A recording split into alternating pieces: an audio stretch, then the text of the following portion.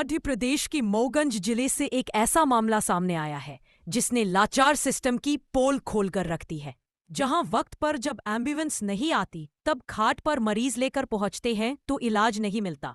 ये दर्दनाक स्थिति मऊगंज जिले के बघेला गांव की है, जहां 60 वर्षीय अशोक कुमार सिंह की हालत बिगड़ी, जिसे ना एम्बुलेंस मिली और ना समय पर इलाज मिला। परिजनों की माने तो 60 वर्षीय अशोक कुमार सिंह की तबीयत बिगड़ने पर सुबह 9:10 पर 108 एम्बुलेंस को कॉल किया गया, पर एम्बुलेंस नहीं आई। सिर्फ एक जवाब आया कि अभी 2 घंटे और लगेंगे। गांव वालों ने इंतजार छोड़ दिया और उन्हें खटिया पर लिटाया। बारिश के चलते तिरपाल से ढका और कीचड़ भरी गलियों से घसीटते हुए सड़क तक लाए, जहां पर मनीष मिश्रा नामक ग्रामीण ने अपनी निजी गाड़ी से उन्हें मऊगंज अस्पताल पहुंचाया। लेकिन अस्पताल पहुंचने पर डॉक्टरों ने बिना देखे ही कह दिया कि ये हमारा मामला नहीं है, हनुमना ले जाइए। बघेला गांव से जुड़ी यह तस्वीर बताती है कि सरकार के बड़े बड़े दावे और वादों में उलझकर जिंदगियां दम तोड़ रही है। सर, एक मरीज आया था आपके पास, अशोक सिंह करके, सुबह 11:30 बजे। उसका आरोप है कि उसका ट्रीटमेंट नहीं हुआ और उसे यहाँ से भगा दिया गया। पूरा मामला क्या है सर? जो हमारे संज्ञान में आया है तो उसमें यह पता चला है हमको, उसमें यह है कि मरीज आया था, उसका ट्रीटमेंट किया गया था। वो टीबी का पेशेंट था।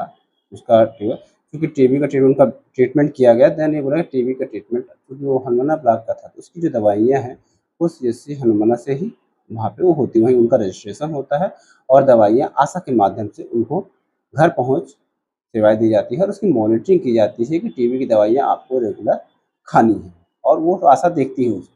प्राइमरी ट्रीटमेंट तो होना चाहिए। हाँ, प्राइमरी ट्रीटमेंट होना चाहिए। मेरे ख्याल से जो पर्ची आपने दिखाई है उसमें प्राइमरी ट्रीटमेंट हुआ है।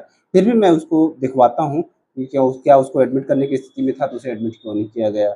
यदि उसका एडमिट करने के या हमारे लेवल पे नहीं था तो उसे हायर सेंटर पे काहे रेफर नहीं किया गया, उसको मैं दिखवा करके पता करवाता हूँ। सबसे बड़ा सवाल है सर कि जो पर्ची है उसमें रेफर नहीं लिखा गया है। क्यों सर, क्या वजह है? अब इसमें ये है कि संभावना पेशेंट की स्थिति शायद रेफर करने लायक ना हो, उसको इनिशियली टीबी डायग्नोज किए हों हमारे सर ने, तो इस कारण से उन्होंने एटीटी लिख करके बाकी इन्वेस्टिगेशंस और ट्रीटमेंट उन्होंने पर्ची पे लिखा हुआ। सर, एक वीडियो सामने आया है, चारपाई के माध्यम से उसको लेके आए हैं, स्थिति उसकी ठीक नहीं थी। हाँ, इसके बाद यहाँ लेके आए हैं। हाँ, ऐसी स्थिति से लग रहा है, आपने जो वीडियो दिखाया है, हाँ, वो वास्तव में उसकी स्थिति बहुत अच्छी नहीं है, क्योंकि चारपाई से लेके आया गया, मतलब चलने में लायक सक्षम नहीं था, तभी तो चारपाई से लाया गया है, ठीक है ना। तो ऐसी स्थिति में मेरे ख्याल से उनको एटलीस्ट एडमिट करना चाहिए। यदि एडमिट नहीं करने लायक की स्थिति में तो उसे हायर सेंटर पर रेफर करना चाहिए। परिजन का आरोप है कि एम्बुलेंस नहीं मिली। एम्बुलेंस का कंट्रोल भोपाल से होता है, इसलिए उस बारे में हमें ज़्यादा जानकारी नहीं रहती है और ना ही उसमें हम कुछ कर पाते, क्योंकि हमारे यहाँ भी कई बार ऐसे कंडीशंस आती हैं कि हमें बहुत इमरजेंसी होती है, कोई हेड इंजरी का पेशेंट आया कि हमको उसको इमीडिएट रेफर कर सकें, एम्बुलेंस नहीं मिल पाती है। 11 बजे किसकी ड्यूटी थी सर आज?